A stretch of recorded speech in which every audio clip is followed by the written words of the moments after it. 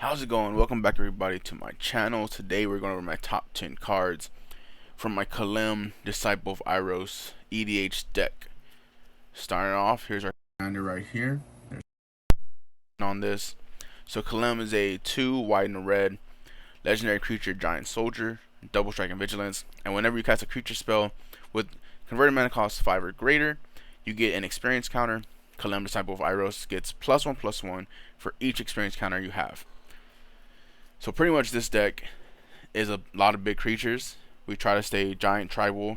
There are some other things in the deck that are pretty cool to see, pretty cool to use. So here comes my top 10 cards for my Kalemne Disciple of Iroas deck. So we're going to move her up over here. Number 10, we have Irelia, the War Leader. And she reads Flying, Vigilance, Haste. Whenever Irelia, the War Leader, attacks for the first time each turn, untap all creatures you control. After this phase, there is an additional combat phase. You want to deal combat in this deck. This deck is all about doing damage, doing commander damage. I love attacking with Kalemne. I love getting that. The first time you hit with her, for the most part, she's probably 6 damage because of the double strike. And at that point, if you start stacking out these big creatures that are 5 teams here or more, you start doing a lot of damage. And then you get this in, you get that extra combat phase. You can pretty much one-shot somebody if you get both combat phases off and Kalemne hits them in the face. So that is why Irelia, the War Leader, is number 10 in my top 10 favorite cards in this deck. At number 9 is Warchief Giant. Warchief Giant, there's the far zoom out, zooming in now. Warchief Giant is a giant warrior with haste. He is a 5 CMC creature, so he would get Kalemne an experience counter. And with Myriad, so when he attacks for each other opponent, then the defending player, I put a token that's a copy of the creature onto the battlefield tapped and attacking that player. It exiles at the end of the turn. But for 5 damage to come down like that, instantly with haste, and it gets to attack everybody. Such a great card. It just so, like, him pumping Kalemne with the experience counter, along with him being able to hit everybody as soon as he comes out into the field. Such a great card. I really enjoy playing with him. So he is number 9, Warchief Giant. Number 8 is Avacyn, Angel of Hope, the 8-drop 8/8 Flying Vigilance. Avacyn and other permanents I control are indestructible. It means I get to just swing into everybody. It's so much fun. She is such a great card. She was in my Kalia deck. I've now since then moved her into this Kalemne deck. She just fits perfectly with the big creatures. Mana in this deck really, like, I feel like I don't have a problem with mana, so it's pretty easy to get her out. Pretty simple. I feel like this deck kind of ramps pretty good for it being in Boros. There's a lot of mana rocks. Sacking those like Myriad Landscapes, Evolving Wilds, getting your mana base straight, kind of playing defense the first few turns and then turning it on, turning it up. And Avacyn, just such a beater, makes everything else better on the field. So that's why she's in this deck at number 8. At number 7, Osgir the Reconstructor. I know y'all have seen him on my channel already. He's probably the most popular video on my channel. I will drop a link to his video up here in the top right as you're watching this.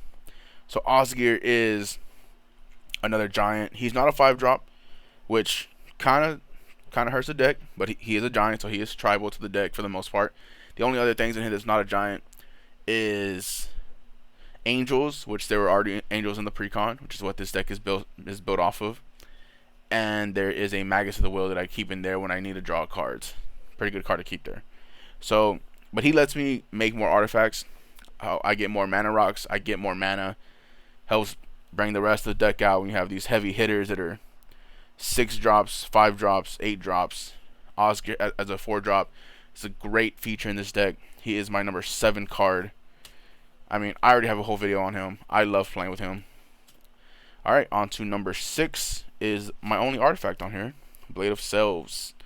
So this is the Myriad effect, which is what Warchief Giant has. But this is on an artifact. So I throw this on, say, Avacyn. And then there are 4 8/8 Avacyns out, hitting everybody each turn. This is a 2-drop with 4 to equipped. It's a fun card to use. I really enjoy using it. You can throw it on pretty much anybody in the deck because everyone's pretty big. I don't think there's a creature in this deck outside of Magus of the Will that's less than 3 power. Well, that's 3 or less power. So it's a really fun card right here. At number 5 is Sunrise Sovereign. Sunrise Sovereign is a 6-drop giant warrior. Other giant creatures I control get +2/+2 and have trample. So the majority of the deck still is giants. He is a giant. He gives other giants +2/+2 and trample. So that instantly makes Kalemne, if Kalemne is out and I play Sunrise Sovereign, that bumps Kalemne to a 6/6 with double strike. That's 12 damage with trample coming at you. Sunrise Sovereign, clutch card in this deck. When he comes out, people have to get rid of him, or this deck can really go off. At number 4, Gisela, Blade of Gold Knight, a legendary creature angel. So another angel. This one did ship with the deck. It is a Commander 15 card. It's a 7-drop, but it is flying, first strike. If a source would deal damage to an opponent or a permanent an opponent controls, that source deals double that damage to that player, permanent instead. And if a source would deal damage to you or a permanent you control, prevent half that damage, rounded up. This just adds on more damage. It deflects damage from me. She is so good. I enjoy using her. She makes the deck better because everything is so big. Imagine taking 5 damage from one of these creatures, but it instead turns into 10 because she's out. Like, imagine that with Kalemne. If Kalemne hits you and she's at, so say you have Kalemne out, you bring out Gisela, so Kalemne already becomes a 4/4, and then she double strikes to 8. Then each one is then doubled, so that's 16 total damage from the commander in one turn. I mean, you're basically saying that you're going for game when Gisela comes out. That's why she's at number 4. At number 3, just misses the 5 CMC, the 5 converted mana cost, but Calamity Bear is a card from Kaldheim. It's a 4-drop, 3/4 giant berserker. If a giant source you control would deal damage to a permanent or player, it deals double that damage to that permanent player instead. So a bit just like Gisela, but there's a twist. It's only for giants, but this deck is mainly giants anyways, so that's why I have Calamity Bear in here. Such a fun card. It can double damage pretty easily, and it's a 4-drop, so you can get it out earlier than your other giant sources, and you just go to work with them. He's a really fun card to use. I really enjoy him in this deck. He stays with the tribal-ish kind of feel of the deck. Yes, there are angels, so it's not fully giant tribal, but those angels only help the deck out. Avacyn, Gisela, and Irelia only help the deck out.